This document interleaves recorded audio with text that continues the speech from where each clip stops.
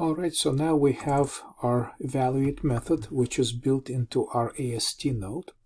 And this is, of course, we can just keep the comments. This is a binary division. Okay, so the next step is how do you connect this to the main method. Right now what we do, we're printing the structure of the node. So instead of this, we can basically replace it with the print statement, where we just say result, which is our root node, and evaluate. Right, result evaluate. So right now we have a little bit of implementation in place. So let's run some of this and see what happens. So right now, if we say 1 minus 2 minus 3, and the result is minus 4, you can see that things begin to come alive. Then 1 minus 2 minus 3, now we add some parentheses. You can see that it becomes a 2, because this 2 minus 3 is minus 1.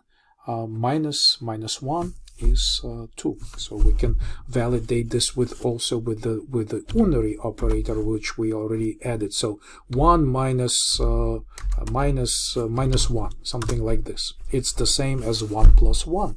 So the result is 2.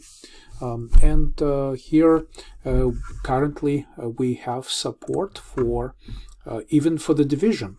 So for the division, we could try to divide something.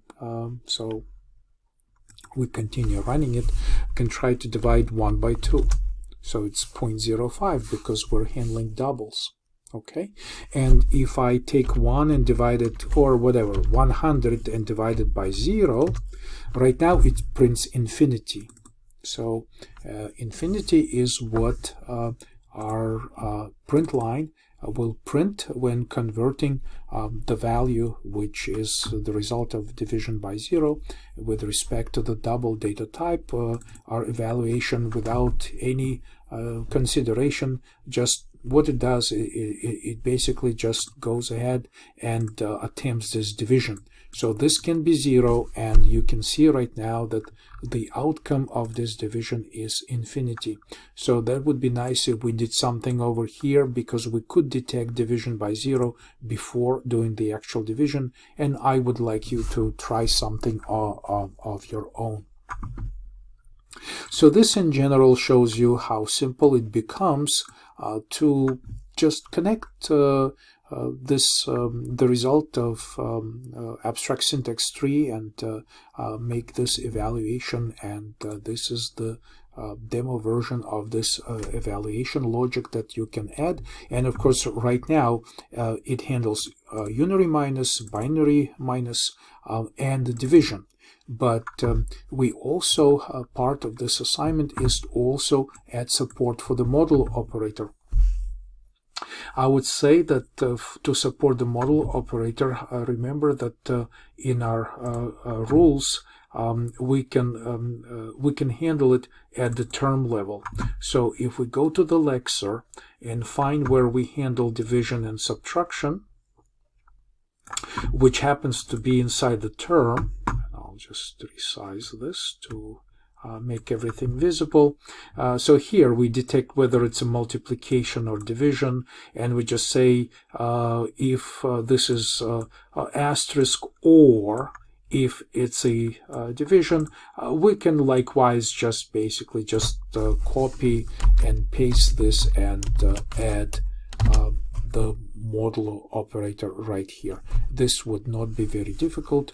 You can also maybe use some additional formatting when my expressions become very long horizontally. I start to dislike them, so I prefer to basically attempt to use more of a